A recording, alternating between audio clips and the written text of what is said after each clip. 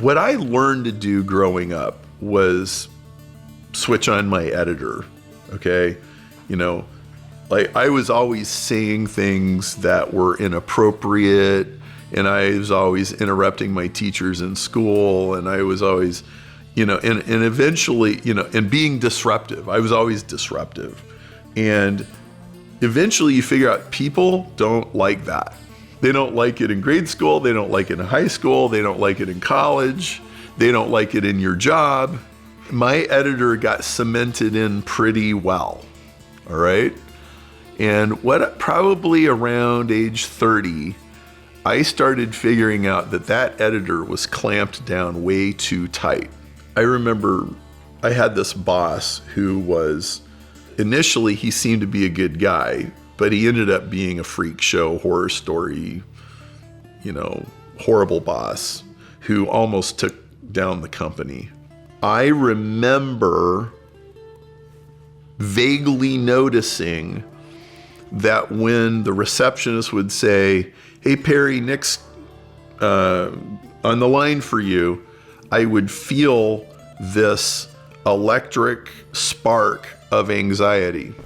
And I remember shoving it down, rationalizing why we need this guy.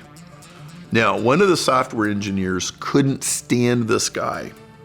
And he tried to tell me, and he tried to tell the president of the company, do not bring this guy into this company. This guy is bad news. We didn't listen to him. He was right, okay? And so is that little spark of electric anxiety, okay?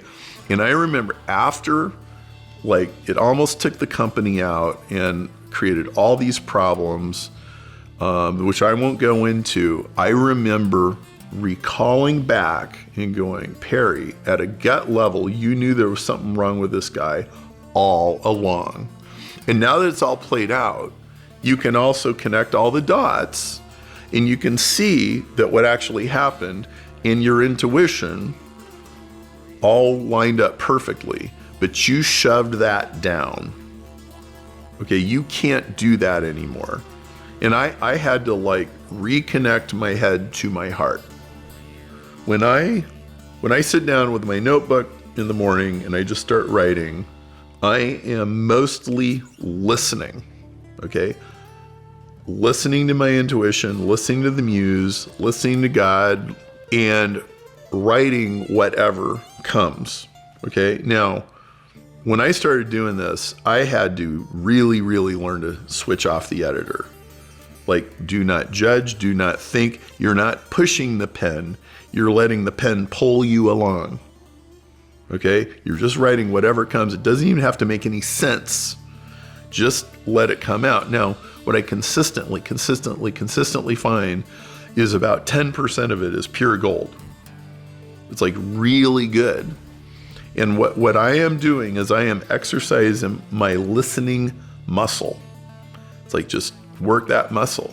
Now that it's been sufficiently exercised, now in the habit of doing that, now when I'm on the phone having a consultation, when I'm with a client, when I'm writing a newsletter or an email, I can just flip into that listening mode and let it flow, and then go back and edit it later, go back and sort it out later. And I find it's much more fresh, much more original.